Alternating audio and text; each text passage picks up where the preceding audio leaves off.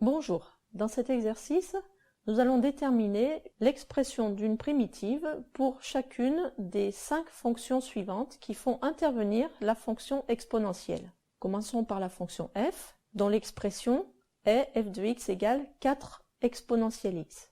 On sait qu'une primitive de la fonction qui a x associe exponentielle x est elle-même la fonction qui a x associe exponentielle x. De plus, si petit u est une fonction continue sur un intervalle i, si grand U est une primitive de petit u sur i, si lambda est un réel, alors lambda grand U est une primitive de lambda petit u sur cet intervalle i. Ainsi, une primitive de petit f est la fonction grand f qui a x associe 4 fois exponentielle x.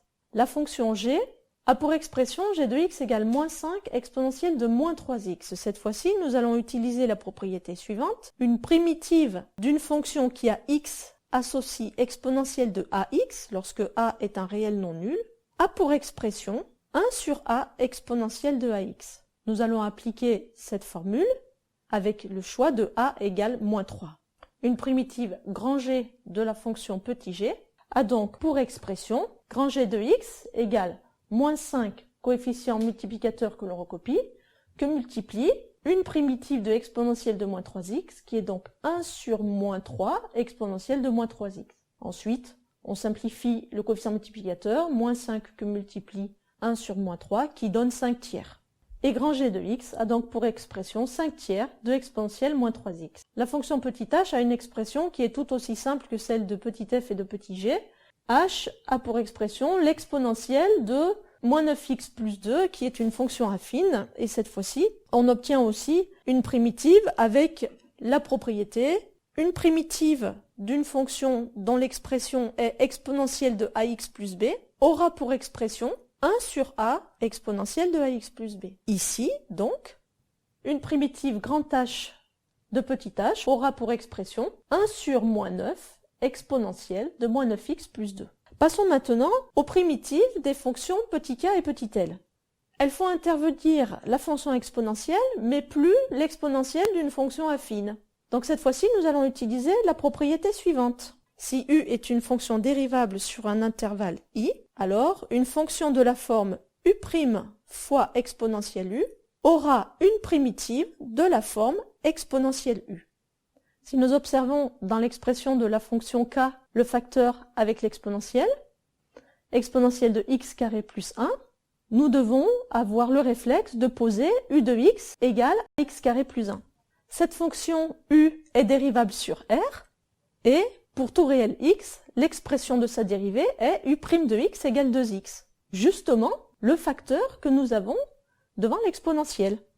Ainsi, la fonction k est le produit de la dérivée de u par l'exponentielle de u, une primitive que je note grand K de la fonction petit k, aura pour expression k de x égale exponentielle de u de x, c'est-à-dire ici, k de x égale exponentielle de x carré plus 1. Il ne nous reste plus qu'à déterminer une primitive de la fonction petit l. Nous observons un produit entre x moins 1 et une exponentielle.